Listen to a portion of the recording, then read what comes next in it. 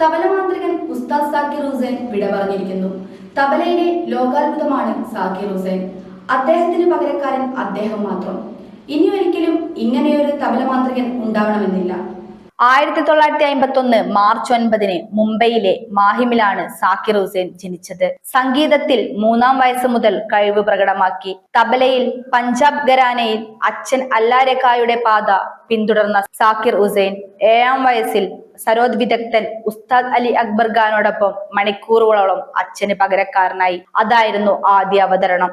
Bombay press ക്ലബിൽ 12-ാം വയസ്സിൽ 100 രൂപയ്ക്ക് ഉസ്താദ് അലി അക്ബർ ഖാനോടൊപ്പം സ്വതന്ത്രമായി തബല വായിച്ച് സംഗീത ലോകത്തേക്ക് ചുവടുവെച്ചു. 12-ാം വയസ്സിൽ പട്നയിൽ ദസറ ഉത്സവത്തിൽ 10,000-ഓളം വരുന്ന ആളുകളുടെ മുമ്പിൽ മഹാനായ സിത്താർ വാദകൻ ഉസ്താദ് അബ്ദുൽ ഹലീം ജാഫർ ഖാൻ, ഷഹനായ് ചക്രവർത്തി, ബിസ്മില്ല ഖാൻ എന്നിവരുടെ കൂടെ കച്ചേരികളിൽ തബല വായിച്ചു. സാക്കിർ ഹുസൈൻ മുംബൈ സെന്റ് സേവിയേഴ്സ് കോളേജിലാണ് പഠനം പൂർത്തിയാക്കിയത്. 1970-ൽ അമേരിക്കയിൽ സിത്താർ മാന്ത്രികൻ രവിശങ്കറിനൊപ്പം 18-ാം വയസ്സിൽ കച്ചേരി അവതരിപ്പിച്ചു. കൗമാരം വിടും മുമ്പേ സാക്കിർ ഹുസൈൻ ഉസ്താദ് എന്ന് വാഴ്ത്തപ്പെട്ടു. ലോക സംഗീത വേദിയിലെ താളരംഗത്ത് മൈസ്ട്രോ എന്ന് അരനൂറ്റാണ്ട് മുൻപേ വിശേഷിപ്പിക്കപ്പെട്ട കലാകാരനാണ് ഉസ്താദ് സാക്കിർ ഹുസൈൻ. വാഷിംഗ്ടൺ സർവകലാശാലയിൽ എത്തനോമ്യൂസിക്കോളജി വിഭാഗത്തിൽ 19-ാം വയസ്സിൽ അസിസ്റ്റന്റ് പ്രൊഫസറായി. മലയാളത്തിലെ വാനപ്രസ്ഥം അടക്കമുള്ള ഏതാനും ചിത്രങ്ങൾക്ക് സംഗീതം നൽകിയിട്ടുണ്ട്.